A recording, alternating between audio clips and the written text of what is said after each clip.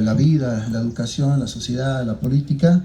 Creo que ha sido un profesor muy querido por todos, que después, obviamente, emprendió su camino, dejó Cafayate después de muchos años, se casó con una cafayateña, y después emprendió su camino y fue ministro de Educación de Catamarca. Antes creo que fue director nacional de Educación Superior de la Nación. Pensaba que no lo iba a volver a ver y hace unos años, una década atrás, tal vez un poco más, lo tuve como jefe mío en un trabajo conjunto que hicimos con el Banco Mundial y convocado por el doctor Antonio Lobaglio, que en su momento fue ministro de Educación, con Matías Canepa, jovencito también Matías Canepa, trabajando en el PRICE, un programa para la reforma y la inversión en el sector educativo. Qué lindo realmente volverlo a encontrar, y ahora nos visita de sorpresa y quiero que nos deje sus reflexiones. Profe, por favor, lo invito a que nos deje sus palabras, sus reflexiones. Es un ser humano maravilloso, disculpen la subjetividad, pero me llena de alegría que esté acá.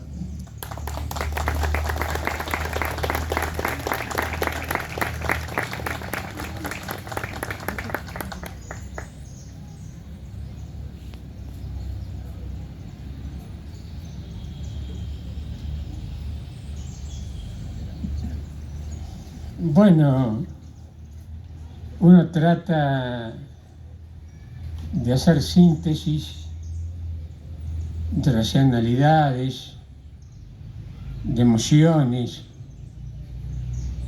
y buscar caminos y senderos a esta forma de pensar y sentir que nos llevó a transitar muchos caminos de la historia contemporánea de nuestros países y de los pueblos de América Latina. Hay una obra muy interesante que se les recomiendo de ese gran escritor argentino que ha sido Jorge Luis Borges, que se llama El Otro. En esa obra, Jorge Luis Borges narra un encuentro con un joven 25 años menor que él. Ese mismo joven, 25 años menor que él, era él mismo. Era el mismo Borges. Nada más que quería reflejar en ese joven los sueños, el camino transitado de sí mismo 25 años después.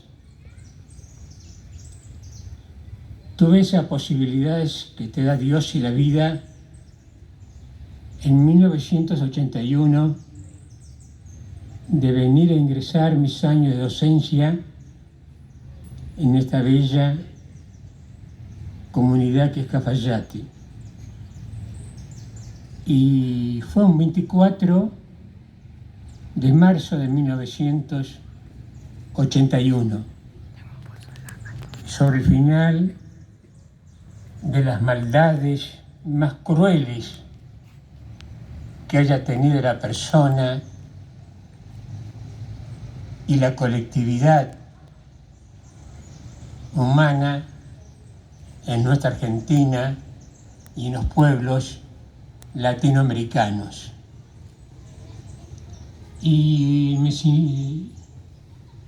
me recuerdo esto porque en una clase que tuvimos en cuarto año, probablemente entre los alumnos que allí estuviese hoy el licenciado Fernando Almeda, había un clima no desde la autoridad educativa que teníamos en la escuela normal, porque felizmente siempre tuvimos un trato de respeto y ejercicio de la libertad. Pero había etapas en esos años de 1981, 1982, que teníamos en las escuelas normales, en ese entonces eran nacionales, la visita de supervisiones regionales que venían desde Buenos Aires. Y yo recuerdo que en esas semanas previas comenzaba a gestarse clima de miedos, climas de mucho estrés, de muchas angustias en las docencias por la visita de las supervisiones regionales. Y tuvimos una clase, me acuerdo clarito, que era de fundamento de la educación en aquel entonces, en cuarto año. Y yo estaba dando la clase de dos pensadores, un pensador francés, Emmanuel Mounier, que nos hablaba de la libertad en las personas humanas como naturaleza intrínseca y como conquista de la misma en su tránsito por la vida. Y también hablábamos de Paulo Freire, de educación para la esperanza, para la emancipación y para la liberación. Y en esa instancia de la clase ingresa una de las autoridades al aula y vi la imagen de miedo, no digo miedo, pero por lo menos de parálisis, porque venía acompañada de una señora mayor y que era la supervisora que venía de Buenos Aires. Seguimos dando la clase de unos 5 o 10 minutos y en algún momento para la clase, toma la carpeta didáctica que teníamos entonces y me dice puntualmente: mire, profesor, usted es muy jovencito, pero las clases que estaban programadas no son las mismas clases que están encomendadas en los currículos nacionales para que se dicten en las escuelas, máxima de nivel secundario, y si usted tiene estas cátedras de nivel de educación para la formación docente, mucho menos. Y ella tenía registrada las carpetas didácticas que nosotros organizábamos y verificaba en cada una de las aulas y con los docentes fundamentalmente del área de filosofía y ciencia de la educación el contenido de esas clases. La verdad que me quedé en silencio, pero con la tranquilidad de que éramos coherentes con la formación que habíamos recibido en la universidad pública. Y me dijo: vamos a comenzar un sumario, porque mire la prescripción de cómo deben ser los contenidos curriculares de las cátedras de filosofía y ciencia de la educación, que no coincide con la que usted ha propuesto y está desarrollando. Bueno, inició un sumario porque no respetaba los contenidos. ¿Cuál es la reflexión siguiente?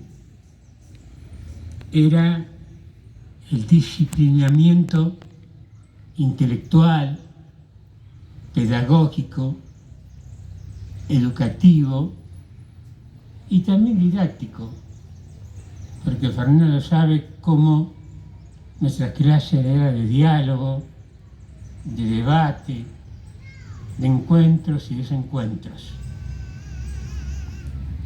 Pero la vida tiene sus tiempos, la vida tiene sus distintos momentos en los cuales nada es para siempre.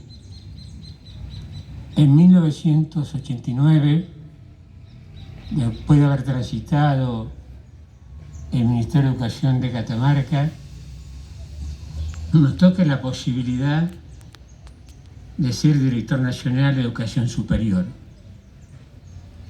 Y traigo a colación esto último, porque no únicamente la dictadura militar vino a quedarse en los pueblos de América Latina.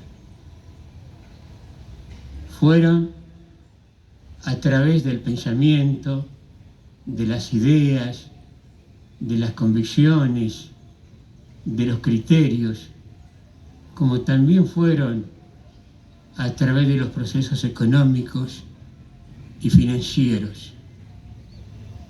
Teníamos 9 supervisores. Cuando yo ingresé en 1989 en la gestión del doctor y profesor Salonia en el Ministerio de Educación de la Nación. En la primera semana los convoqué a que dialogáramos y conversáramos.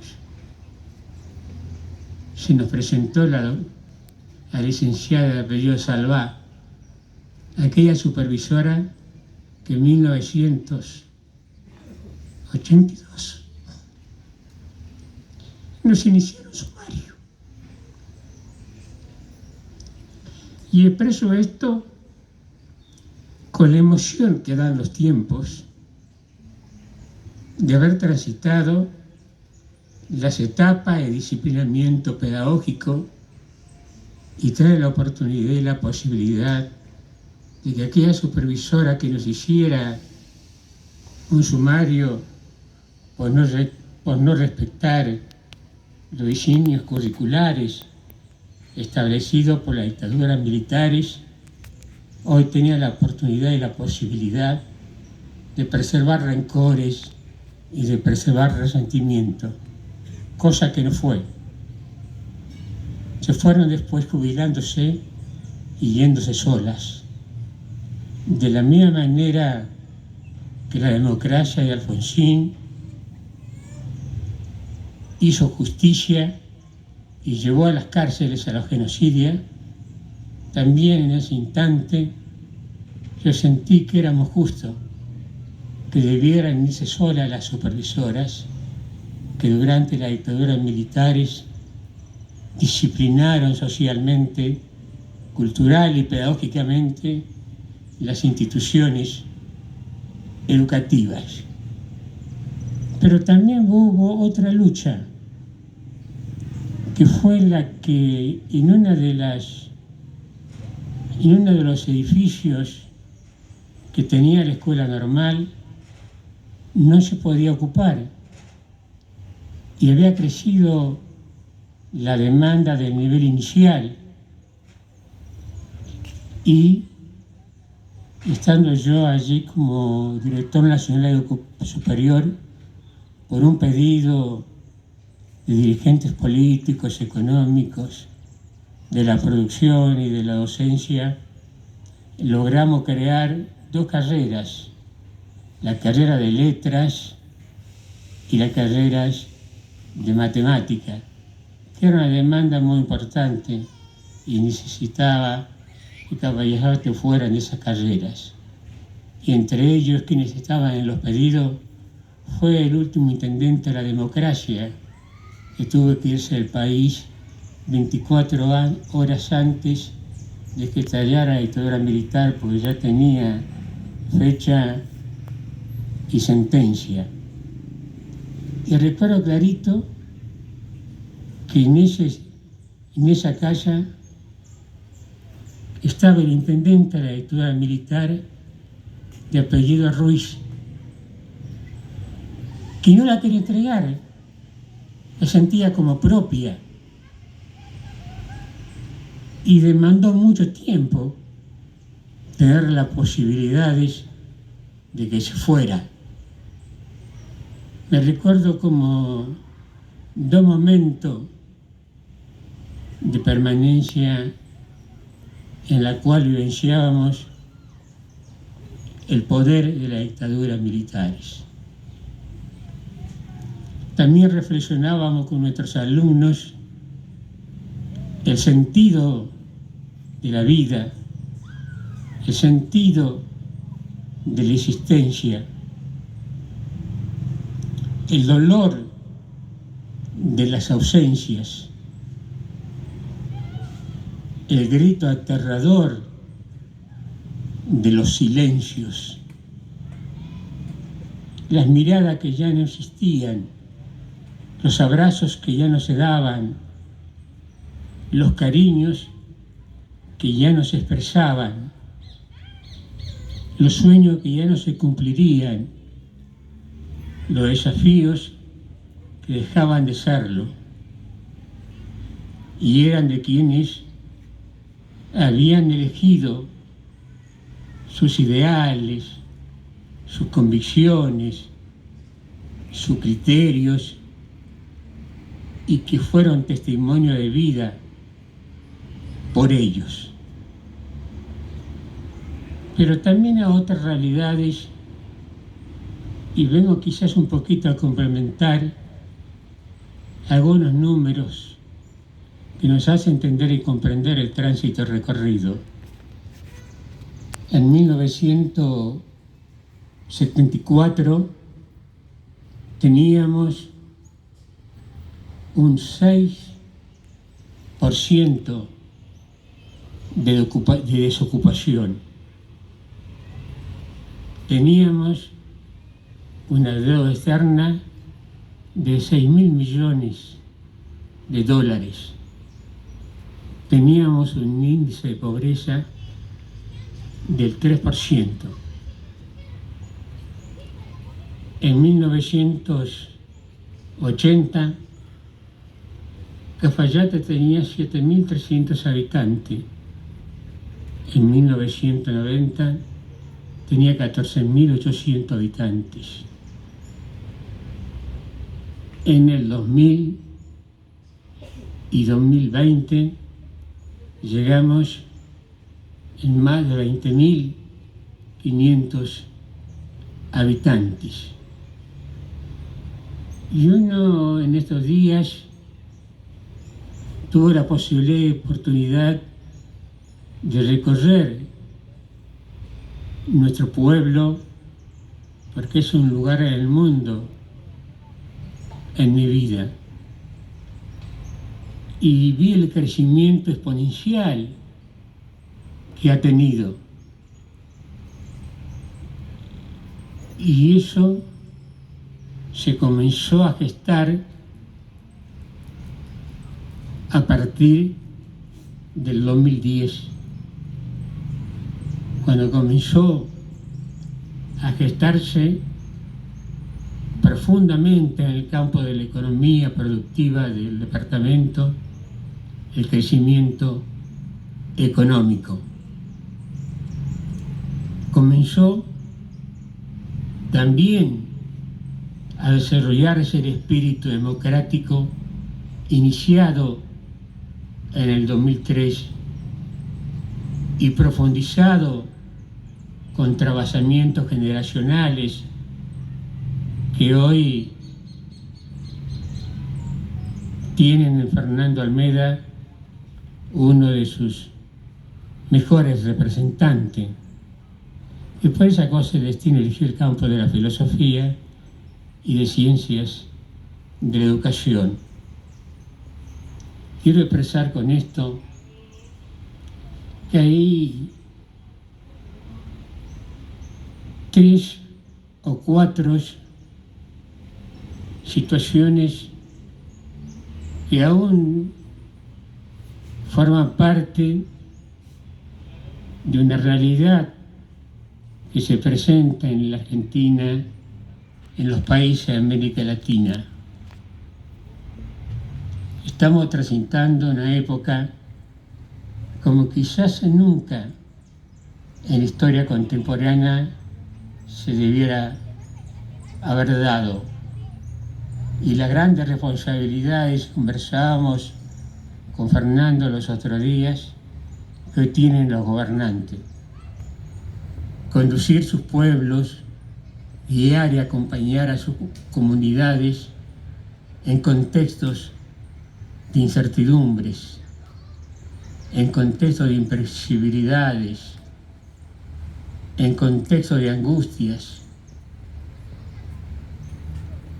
El COVID-19 y la pandemia fueron alertas y si estamos atentos a lo mismo, nos deben hacer repensar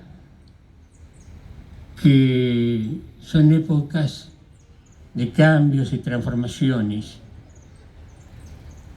que el COVID-19 reveló que no había tal infinitud en la condición humana como la ciencia y la tecnología así lo aseverara, porque habíamos descubierto que tampoco teníamos la tecnología sanitaria suficiente para dar respuestas a todo el impacto que tenía en la salud pública, en la salud en general, el tsunami que fue el COVID-19. También denudó las desigualdades económicas y sociales. Tuve una clase en los comienzos del COVID-19 en el cual una alumna me envía un WhatsApp y me dice: profe, no voy a cumplir con trabajo práctico porque no tengo conectividad. Tengo que caminar 2 kilómetros para llegar a una cabina telefónica y abonar que tampoco tengo las posibilidades de conectividad. Eso fue también una alerta que perfiló mi vida en aquel entonces y nos reveló también las desigualdades que teníamos sociales, económicas y culturales. Y de pronto pensar que hoy tenemos un 40% de pobreza. El pensar que hoy tenemos un 28% de alumnos que a nivel primario no completa sus estudios en los tiempos y forma que así correspondiera. El pensar que el 62% de jóvenes que egresan de la escuela secundaria no se egresan con las habilidades, capacidades y competencias para poder ingresar a no me gusta el término mercado, pero lo voy a usar para esta instancia, laboral, técnico, profesional, y que otro porcentaje también importante que no ingresan a niveles de educación superior, a nivel de educación no universitaria. Esta es la otra alerta, pero también implica nuevos desafíos. Es muy probable que, entre comillas, la batalla cultural la hayamos ganado. Que el nunca más a dictaduras militares ya forma parte de la conciencia colectiva de nuestros pueblos latinoamericanos. Tal es así que la película de 1985 de Ricardo Darín casi estuvo cerca de ganar un premio Oscar. Eso significa que está en la memoria colectiva de nuestra sociedad, nuestra comunidad, de los países latinoamericanos, el nunca más al Plan Cóndor, que con las dictaduras militares se cercenaban las libertades. Pero en esto también tenemos que ser conscientes de las realidades, y eso hablábamos con Fernando en una instancia de pensamiento y reflexión hace algunos días. Nos quedan otros caminos por recorrer, que son los caminos que hacen a saber cómo desandamos los 300.000 millones de dólares que hoy tenemos de deuda externa. comparada a los 6.000 millones que dejamos en 1974, 1975. Cafayate es una isla, créanme. Y lo digo porque como uno viene al campo de la filosofía, observa el crecimiento exponencial que ha tenido Cafayate en lo económico, en lo social, en lo cultural, porque encontró caminos que estaban en la naturaleza misma que tienen estos pueblos, tantas identidades culturales, que es la producción vitivinícola y que es la industria del turismo.